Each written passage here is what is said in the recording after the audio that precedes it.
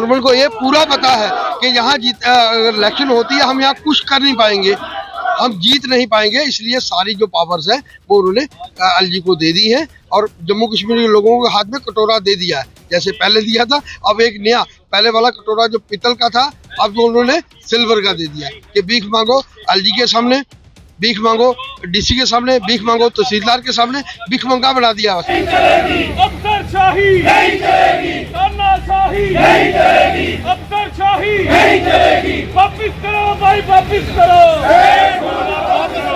वापिस करो भाई, वापिस करो, वापिस करो। Go back, go back, LG के पास चीफ मिनिस्टर को जाना है, उससे बेहतर है कि इलेक्शन ही ना करवाई जाए, कोई चीफ मिनिस्टर ना बने, मिनिस्टर ना बने। जिंदाबाद सोनिया गांधी, जिंदाबाद इंडियन नेशनल कांग्रेस, जिंदाबाद इंडियन नेशनल कांग्रेस, जिंदाबाद।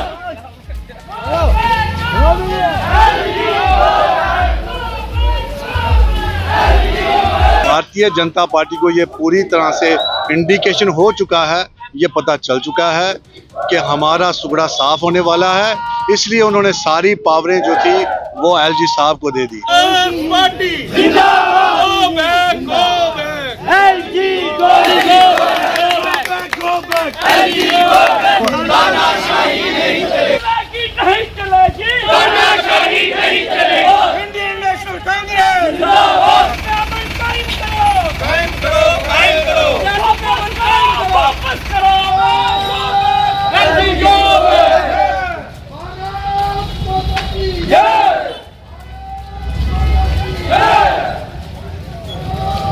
बंद करो भाई, बंद करो, बंद करो,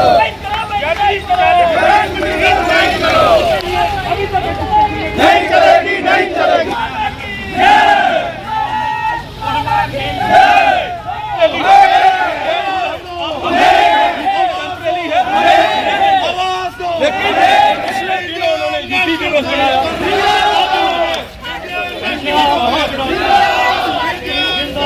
पूरी स्टेट की जो बर्बादी करने का काम बीजेपी ने किया है, उसके लिए हम आप ये क्या देख रहे हो, उसके बाद देखो अब वक्त बदलता है तो लोग बदलते जाएंगे। ये आप सड़कों गांव में, ये तो डिस्ट्रिक्ट ऑफिस के बाहर हैं, आप तहसील ऑफिस के बाहर देखिए, एसडीएम के बाहर देखिए और पंचायत लेवल तक ये आंदोलन बढ़ेगा। पूरी स्टेट का बेड़ा गर्क किया, लोगों को आस्ता आस्ता समझ आ रही है वो क्या काम सही कर रहे हैं। आप तो बेहतर हमसे भी जानते हैं एक्चुअल क्या किया गवर्नमेंट ने, यहाँ इलेक्शन नहीं करवानी थी। अब उनको गवर्नमेंट को ये पूरा पता है कि यहाँ इलेक्शन होती है, हम यहाँ कुछ कर नहीं पाएंगे, हम जीत नहीं पाएंगे, इसलिए सारी जो पावर्स है वो उन्होंने एलजी को दे दी है और जम्मू कश्मीर के लोगों के हाथ में कटोरा दे दिया है। जैसे पहले दिया था, अब एक नया, पहले वाला कटोरा जो पीतल का था, अब तो उन्होंने सिल्वर का दे दिया कि भीख मांगो एलजी के सामने, भीख मांगो डीसी के सामने, भीख मांगो तहसीलदार के सामने, भीख मंगा बना दिया। बड़ा इंपॉर्टेंट इशू है जिसको कांग्रेस पार्टी ने पूरी रियासत के अंदर इसका विरोध कर रहे हैं। जो गवर्नमेंट ऑफ इंडिया ने एक नया ऑर्डर निकाल के जिसमें सारी की सारी पावरें जो सरकार के पास होती हैं वो सारी की सारी पावरें एलजी को दे दी गई हैं। उन पावरों के खिलाफ जम्मू कश्मीर पूरी के अंदर कांग्रेस पार्टी इस चीज़ का विरोध कर रही है कि अभी जो सुप्रीम कोर्ट के डायरेक्शन के मुताबिक जम्मू कश्मीर के अंदर क्योंकि 30 सितंबर तक इलेक्शन करने का आदेश दिया गया था गवर्नमेंट ऑफ इंडिया को सुप्रीम कोर्ट की तरफ से, और उसके मुताबिक अब उनकी मजबूरी हो गई है कि रियासत जम्मू कश्मीर के अंदर इलेक्शन करवाई जाए। भारतीय जनता पार्टी को यह समझ आ चुकी है कि हम ग्रास रूट लेवल पे ख़त्म हो चुके हैं, हमारी जो फुटिंग है ग्राउंड लेवल पे रियासत जम्मू कश्मीर के अंदर, उनको ये पता है कि हम सरकार नहीं बना सकते हैं।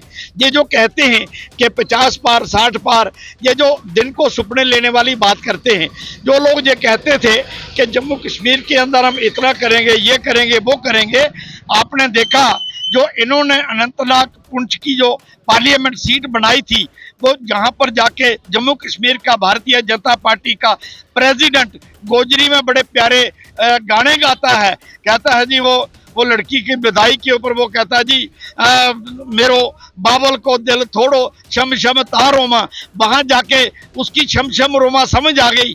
जिन्होंने शादी तक नहीं की है वो लोगों की बेटियों की विदाई के गाने और भजन सुनाता है और अपना एक कैंडिडेट उस कॉन्स्टिट्यूंसी में नहीं दे सके। आज जम्मू कश्मीर के अंदर जो इलेक्शन होने जा रही है, इसके अंदर इलेक्शन करवाने का कोई फायदा नहीं है।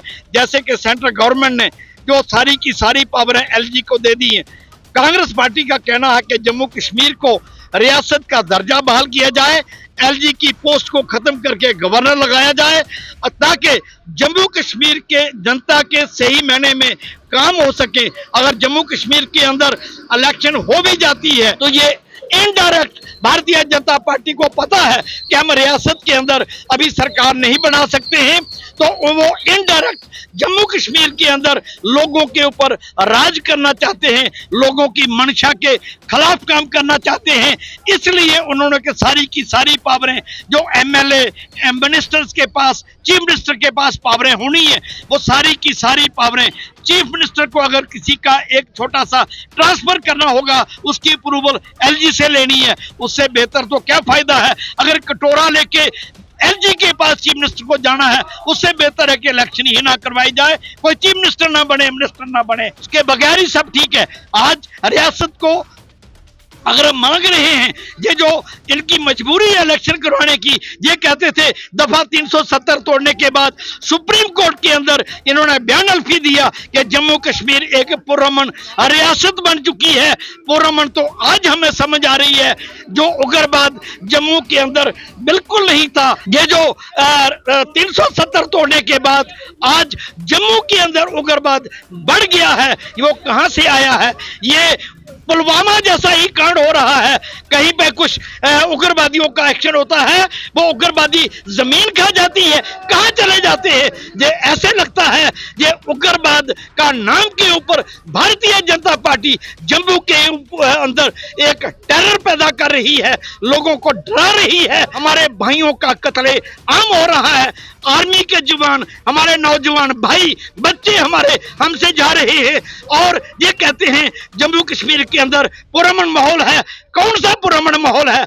इस तरीके से कांग्रेस पार्टी का ये कहना है कि डिफेंस मिनिस्टर को भी रिजाइन करना चाहिए, एलजी को वापस करना चाहिए और एलजी की जो पावरें दी है वो खत्म की जानी चाहिए। रियासत जम्मू कश्मीर का दर्जा बहाल किया जाना चाहिए, ताकि रियासत जम्मू कश्मीर के लोग पुरअमन तरीके से अपने काम करवा सकें, अपनी उम्मीदें जो उनकी ख्वाहिशात हैं वो अपने चुने हुए नुमाइंदे उनका काम कर सकें। भारतीय जनता पार्टी को ये पूरी तरह से इंडिकेशन हो चुका है, ये पता चल चुका है कि हमारा सुगड़ा साफ होने वाला है, इसलिए उन्होंने सारी पावरें जो थी वो एलजी साहब को दे दी।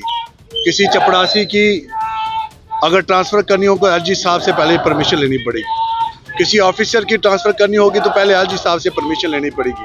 किसी भी काम के लिए एलजी साहब से परमिशन लिए बिना मैं सोचता हूँ ये किस तरह का लोकतंत्र है, ये किस तरह की व्यवस्था की जा रही है। और आप दूसरा देखते हैं कि आए दिन यहाँ पर कोई ना कोई हमला किया जा रहा है, सिक्योरिटी को लेकर कितनी कितनी बातें की जाती थी, 56 इंच का सीना दिखाया जाता था, आज वो सीना कहाँ गया भाई? ये जम्मू कश्मीर के अंदर रोज़ नया एक कांड हुआ होता है। मैं पूछना चाहता हूँ मौजूदा सरकार से कि आप हाथ पे हाथ रख के क्या सोच रहे हैं? आप देखिए यहाँ पौनी के आगे कुछ दिन पहले कितना बड़ा हादसा हो गया, अभी तक उन आतंकवादियों का कोई पता नहीं, कोई अपडेट नहीं मिली उसकी अभी तक। ये किस तरह की इंक्वायरी चल रही है, इन्वेस्टिगेशन किस तरह की चल रही है? मैं सबसे बड़ा फेलियर समझता हूँ एडमिनिस्ट्रेशन को, जो इसके ऊपर तहकीकात करती है, इन्वेस्टिगेशन करती है, इन्वेस्टिगेशन करने के बाद अचानक चुप हो जाते हैं यार।